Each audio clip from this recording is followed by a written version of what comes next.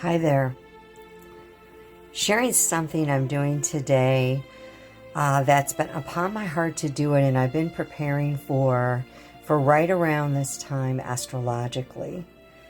And I'm not going to go into it too deep, but as we have Neptune and Saturn grade in Aries after it had ingressed and we'd gotten into our cardinal fire expression, so to speak, trying to find it, we're now being asked to go back into the nebulous land of Pisces, where boundaries can be crossed in ways they shouldn't be, and boundaries that need to be respected.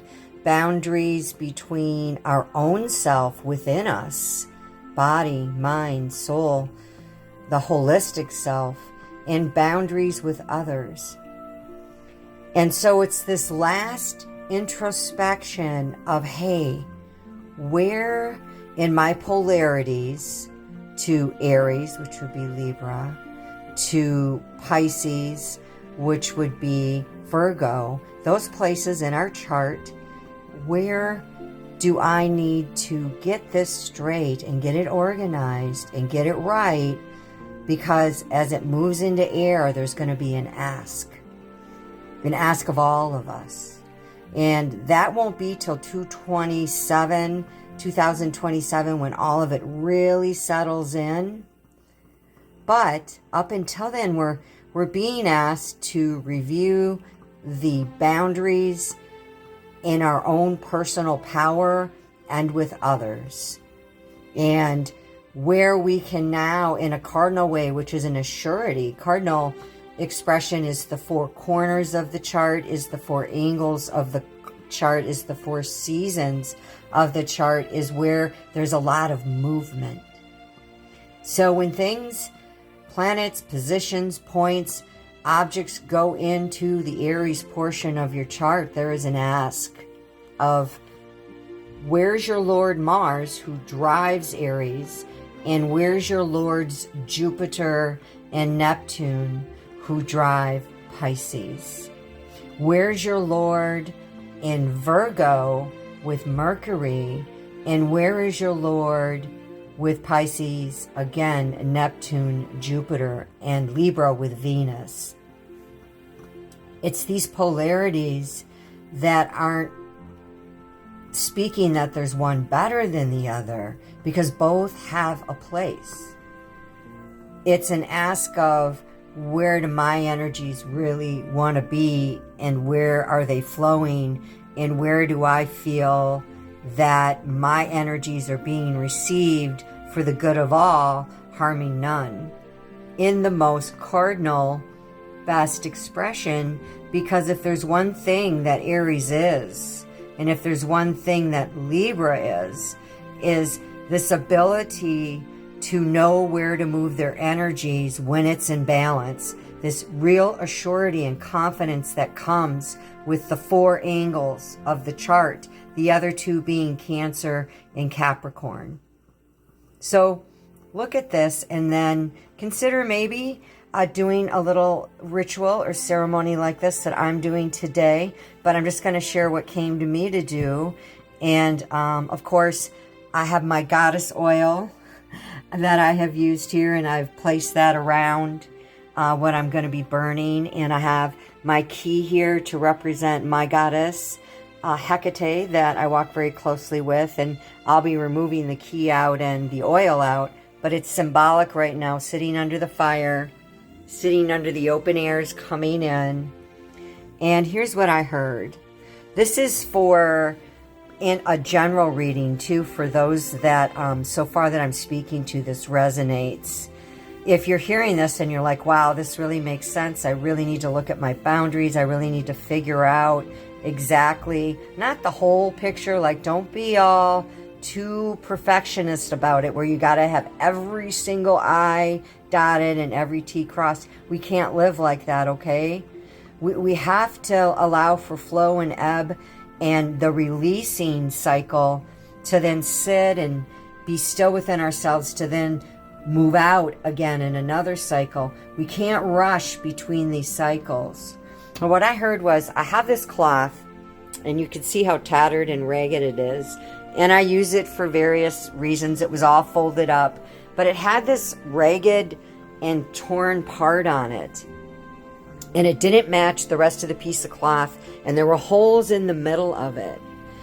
And for me, I heard, you know, you've been holding on to this, and it's not useful. It's got holes in the middle of it. Yes, you could cut around the holes, but that doesn't really leave much fabric.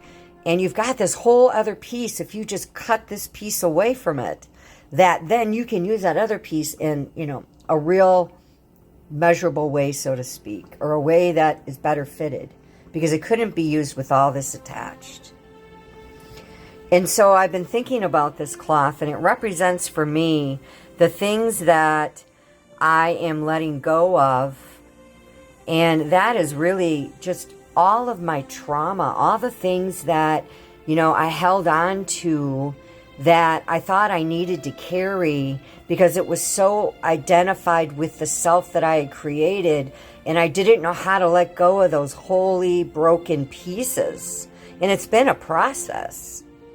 And I'm at the end of a cycle that has been truly significant in my life. And we all have these cycles, and they come to you through the use of divinatory natures. Like they come to you through the tarot, you'll see themes, or the runes, or your pendulum work, or astrology, or Reiki magic.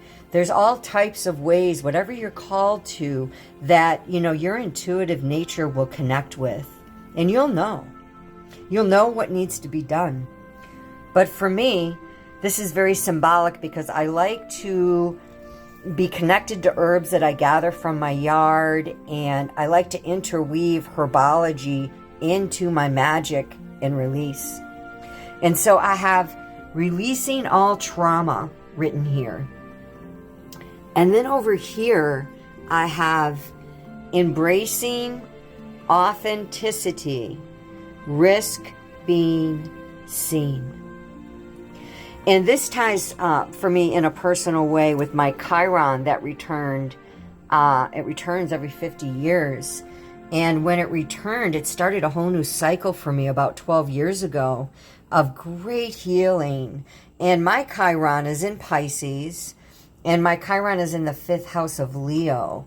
So it's been a real, Leo is ruled by the sun. Pisces is ruled by Neptune and Jupiter. So it's just been a real journey working with those archetypes and understanding where they needed to be and how they show up in me and what needs to be released, what needs to be held on. It's all a journey. And we're not ever going to figure it out in one sitting or in one day or in one session or even in 1 year. We must allow things to die, you see, to dry up inside of us, die so they can fall off, so that we could start a new cycle.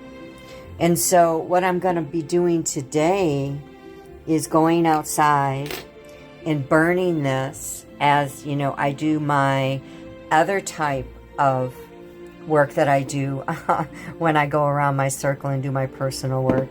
And I'm also going to be throwing these in there, which is super exciting for me. These are my cedar oil-infused oranges, which provide strength, wisdom, protection, grounding, spiritual awakening. And I have been having that. And I'm just hoping to bring that Neptune and Pisces down, right? Bring that Saturn that's been in this 2.5-year lesson into a new Aries structure by saying, okay, I learned the lesson, Saturn, and I know that you delay, but you do not deny. And now, Saturn, oh yes, as you move and revisit Pisces, but move forward, oh Saturn, into Aries, from the north, the south, the east, and the west, 360 degrees from the top of my head to the soles of my feet. I claim these new energies and blessings and all of the lessons of the cycle that went with them. And now I take them and I place them back into earth. All of my energy that I sowed, everything that I put so much effort into, my growth, my evolutionary journey, all is well. All that I no longer need will be released. And so it is. Blessed